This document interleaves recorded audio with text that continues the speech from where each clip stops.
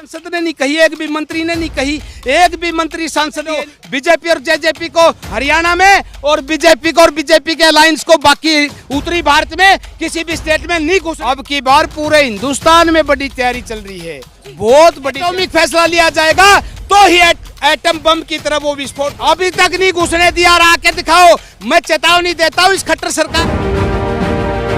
National pillar, राष्ट्र सर्वोपरि। देखिए हमारे साथ प्रोग्राम के बीच में काफी सारे खाप चौधरी यहाँ पर मौजूद है, अलग अलग खापों के चौधरी यहाँ पर मौजूद हैं। सीधे मैं आपसे पूछना चाहती हूँ, आप किस गांव से हैं? मैं कैप्टन विनोद कुमार, दांगड़ खाप चौधरी, जिला बागपत, उत्तर प्रदेश। चौधरी खाप से हैं? जी हाँ। और आप कहाँ से? मैं चौधरी विजेंद्र सिंह, धनखड़ खाप, बागपत, उत्तर प्रदेश। देखिए कहाँ से लोग आ रहे हैं और भी लोगों से जानने की कोशिश करें। आप कहाँ से आए हैं? मैं डॉक्टर दलबीर सिंह बीबीपुर, प्रधान नौगामा खाप, जींद। देखिए आप बताइए, आपकी तो मुझे लगता है काफी कम उम्र भी है, अपने बारे में क्या बताना? मैं चौधरी अंकित सोलंकी, मैं चौधरी अंकित सोलंकी, जिमाना सोलंकी 16 गांव का प्रधान। तो देखिए जगह जगह से यहाँ पर चौधरी यहाँ पर इस पूरी जनसभा में आए हैं। आप कहाँ से आए हुए हैं? मैं जिला बागपत, देश खाप, गांव बामडोली, राम कुमार चौधरी। काफी महत्वपूर्ण ये लोग यहाँ पर हो जाते हैं क्योंकि जब इन्होंने कुरुक्षेत्र में जाकर के खाप पंचायत की, वहां से जो तस्वीरें निकली उसी के साथ आगे की तमाम चीजें हुई। जो महिला पहलवानों ने कहा कि उन्हीं के हिसाब से हम चलेंगे, उन्हीं फैसलों को हम मानेंगे। खाप चौधरी यहाँ पर मौजूद है, सीधे चर्चा की शुरुआत करती हूँ। आप बताइए क्या कहना चाहते हैं? सत्यपाल मलिक, जयंत चौधरी, तमाम बड़े चेहरे यहाँ पर पहुंचे हैं। क्या मान लिया जाए कि एक बड़ी तैयारी हरियाणा से हो रही है और दिल्ली कूच की तैयारी कभी भी हो सकती है? देखिए, आप बहुत अच्छी पत्रकार हो और आपके मुंह से भी जो निकलता है वो थोड़ा सा अधूरा रह जाता है। भाई हरियाणा में क्या बड़ी तैयारी चल रही है? मैं आपको ये बता दूं, हरियाणा में बड़ी तैयारी नहीं चल रही, अब की बार पूरे हिंदुस्तान में बड़ी तैयारी चल रही है, बहुत बड़ी तैयारी चल रही है पूरे हिंदुस्तान में कह लीजिए, और उत्तर भारत में तो चिंगारी लगी हुई है। मैं कहता हूँ ये जो आज खिलाड़ियों ने बिल्कुल ऐसे कहा है कि सारे हिंदुस्तान को कॉल हम देंगे, मेरे को बहुत अच्छा लगा। जैसे दीप से दीप जली, जैसे छोटे छोटे दीपों को मिला के एक बड़ा सूरज बनाने की कोशिश की जा रही है। छोटे दीप से हाथ भी मुश्किल से जलता है और बड़ा सूरज जब 48 की 52 की गर्मी पड़ती है, दबती दोपहर में पूरी दुनिया को जला देता है। हम बड़ा सूरज बनाने की तरफ जो कदम टेक रहे हैं, ये जो छोटी छोटी पंचायतें हो रही हैं, अक्षुब्ध ना हो। पूरे देश से मैं हाथ जोड़ के विनती करता हूँ, इससे हताश नहीं होना, इससे आपको फायदा मिल रहा है और वो ज़्यादा फायदा आपको आज मिला है खिलाड़ियों के अलाउंस के बाद। एक सेकंड, खिलाड़ियों ने ये कहा, भाई कोई भी संगठन हो, चाहे वो किसानों का हो, जवानों का हो, या फिर मजदूरों का हो, या फिर कोई अन्य संगठन हो, कोई भी निर्णय ना ले, क्योंकि हर निर्णय के पीछे कुछ न कुछ थोड़ा बहुत फर्क मिल जाता है और निर्णय हम लेंगे और उसके लिए पूरे हिंदुस्तान को कॉल दी जाएगी। यानी कि पूरे हिंदुस्तान में अलग अलग डाइवर्सिटी ना होके एक एटॉमिक फैसला लिया जाएगा। हम एटॉमिक फैसले की तरफ बढ़ रहे हैं।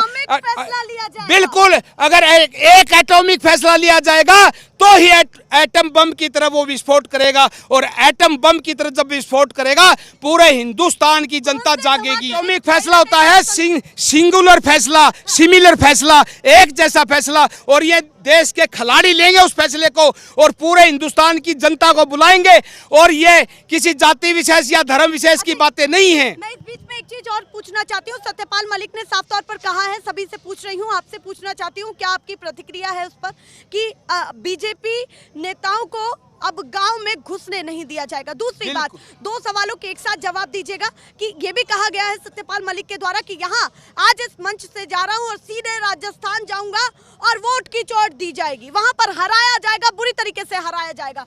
दोनों बातों को कैसे देखते हैं? देखिए, जो जागरूकता आज हिंदुस्तान में फैल रही है उस जागरूकता में आहुति डाली है हमारे महामहिम सत्यपाल मलिक जी ने, और उसका हम स्वागत भी करते हैं और धन्यवाद भी करते हैं, क्योंकि आज वो जागरूकता की पूरे देश में अलख जगाए हुए है। और इस अलख के आधार पर हर आदमी को आज ये देखने को मिल रहा है हमारे बीच में जो सरकार बनी हुई है वो ना तो मजदूर की है, ना किसान की है, ना गरीब की है, ना बेटियों की है, ना इज्जत की है।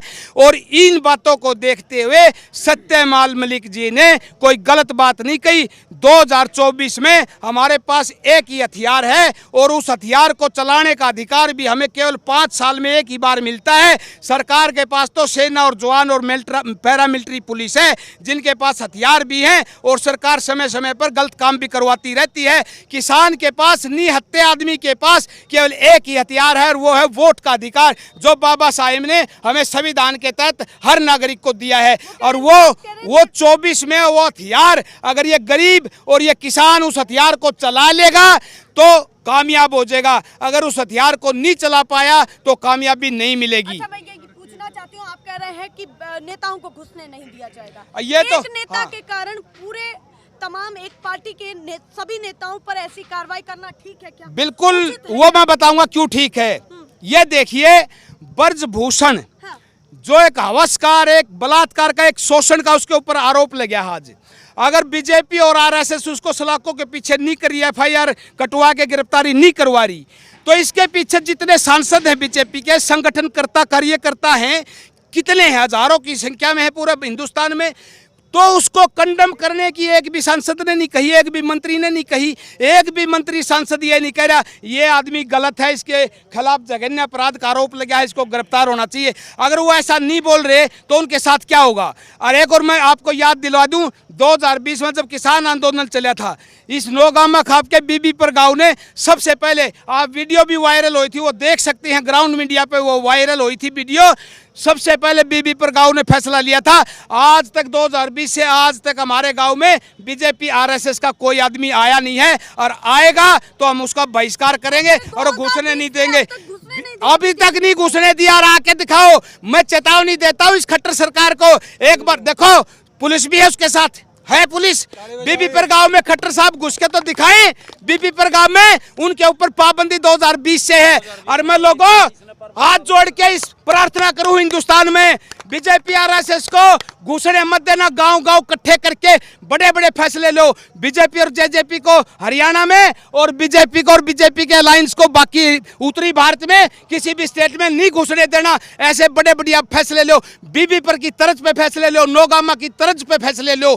और जब तक ऐसे फैसले नहीं लोगे तब तक तुम्हारी बेटियों की इज्जत यूं ही सड़कों पर रुलती रहेगी। क्या बातें वो कह रहे हैं, वो सीधे बहिष्कार कर रहे हैं कि वो अपने गांव में घुसने ही नहीं देंगे। आप बताइए, आप काफी कम उम्र के खाप चौधरी हैं, आपसे पूछना चाहती हूँ, इन तमाम पंचायतों को कैसे देखा जाए? जो अलग अलग पंचायतें चल रही हैं, राजनीति से जुड़े लोग भी यहाँ पर आ रहे हैं और गैर राजनीतिक लोग भी। जैसा कि बजरंग पूनिया ने कहा हाँ। कि सभी को एक मंच पे इकट्ठा होने की ज़रूरत है, जी। तो वो हम उनकी बात से पूर्ण से समर्थन करते हैं। सभी एक मंच पे आएंगे तभी इन हठधर्मियों से जंग जीती जा सकती है। मतलब आप कह रहे हैं कि बजरंग पुनिया ने जो कहा है आगे उसी राह पर चलना पड़ेगा। बिल्कुल सही। और जो ये कह रहे हैं कि हमने गांव में ही बैन कर दिया है बीजेपी नेताओं को, वो तो जरूरी है, उसको कैसे देखते वो तो हैं? जरूरी है। सबसे पहले मेन काम तो वही है।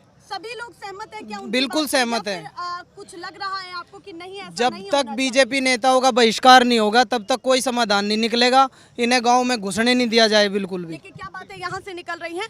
आप बताइए, ये सारी चीजें निकलने के बाद महिला पहलवानों ने ये भी कहा कि अब हम आगे जो हमारी कमेटी बोलेगी वही करेंगे, और ऐसा हो भी रहा है। 9 तारीख की बात की गई है, 9 तारीख के बाद दिल्ली कूच की भी बात की गई है कि दिल्ली निकल जाएंगे और सीधे फिर हम महिला पहलवानों को कह देंगे कि जो उन्हें करना है वो करें और हम उनके पीछे पीछे होंगे। 9 तारीख मीरा जी, मैं आपको बताता हूँ, जी। सबसे पहले ये मेरे ही दिमाग की उपज उत्तर प्रदेश में थी। मैं आपके चैनल के माध्यम से बताता हूँ, वो खाप चौधरी नहीं है जो भारतीय जनता पार्टी के नेताओं को अब भी चाय पिलाएगा, खाना खिलाएगा।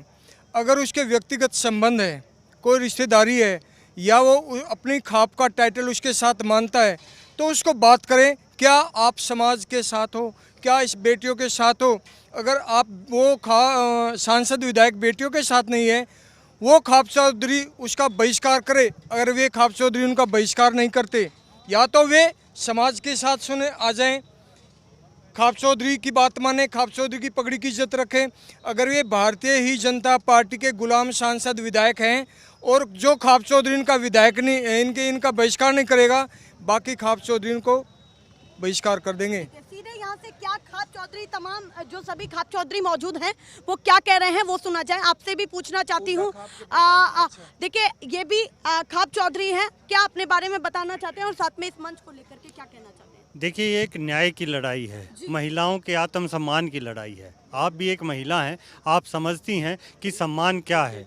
सम्मान से जीना ये हर इंसान का हक है। हम आज़ाद हैं, ये महसूस करते हैं कि हम आज़ाद हैं। आज़ाद में क्या है? सम्मान से जीना। गरीब से गरीब व्यक्ति और अमीर से अमीर व्यक्ति, उसके पास क्या है? दोनों के पास खाने को 2 रोटी और इज्जत। इज्जत एक बहुत बड़ी चीज़ है जो आदमी नैरेटिव सेट करता है और अगली जनरेशन को दे कर जाता है। यहाँ संपत्तियाँ नहीं दी जाती, यहाँ संस्कार और इज्जत दी जाती है। मुझे जाना जाता है, आपको जाना जाता है, ये देखते हैं हाँ ये उस खानदान से हैं, यहाँ के लोग अच्छे हैं, ईमानदार हैं। और क्यों, क्या बेटियों ने किया है? इस देश की इज्जत बचाई है। साक्षी मलिक का तो मेडल ही अकेला आया था उस वक्त। याद कीजिएगा वो समय जब पूरी सरकार लगी हुई थी कि साक्षी मलिक ने हिंदुस्तान की इज्जत बचाई, देश के लिए मेडल लेके आई। लेकिन आज वही साक्षी मलिक न्याय मांग रही है और न्याय के लिए उसे 20-20 लोग खींच रहे हैं। उसके हाथ देखे आप, उन्हीं हाथों ने इस देश का मान बचाया था, आज उन्हीं हाथों को तोड़ा जा रहा है। सत्यपाल मलिक ने भी यही कहा कि जब मैंने 28 तारीख की तस्वीरें देखी तो मेरा खून खौला।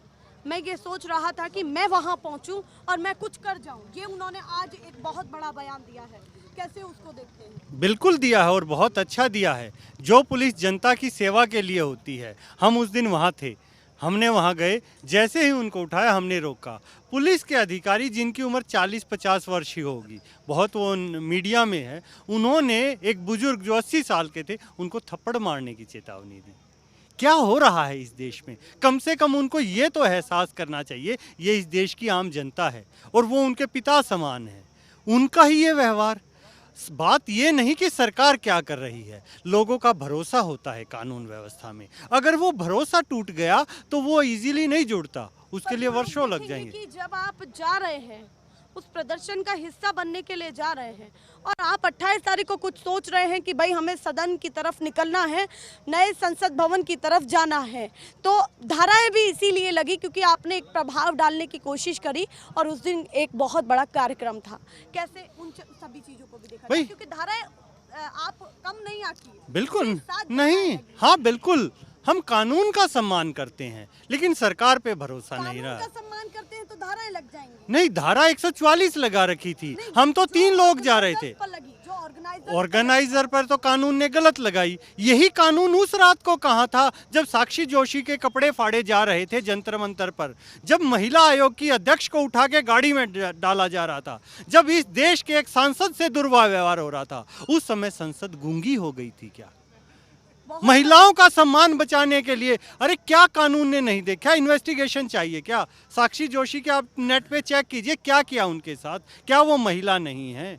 देखिए कई सारी बातें, बहुत सी चीजें आ रही हैं, लेकिन लड़ाई आज खाप के पल्ले किस लिए आ गई है? क्योंकि लड़ाई अब जनता को लड़नी पड़ेगी, क्योंकि सरकार में वो ताकत नहीं है और विपक्ष में वो नहीं है। सरकार के आप कितने ही मंत्री देख लीजिए, किसी भी बीजेपी वाले को हुई, जो गलत करता है वो जाके बीजेपी में शामिल हो जाओ, वो गंगा धुला हो जाता है, उसके सारे मैल निकल जाते हैं। क्या बातें यहाँ से निकल रही हैं आप समझिए। जो यहाँ पर एक एक व्यक्ति मौजूद है, उनके दिल में बहुत कुछ है और मैं कोशिश कर रही हूँ हर व्यक्ति से बात की जाए। पर ये जो तमाम लोग मौजूद थे, ये अलग अलग गांव के खाप चौधरी थे। क्या उन्होंने कहा है ये सुनिए आप। और सबसे महत्वपूर्ण बात ये है कि यही चौधरी आगे डिसीजंस भी ले रहे हैं, लगातार अंदर बंद कमरे में बातचीत भी कर रहे हैं कि क्या आगे किया जाए, क्या रणनीति बनाई जाए। अब नहीं पता आगे इस मामले में क्या अपडेट निकल करके सामने आएगी, पर फिलहाल के लिए नमस्कार।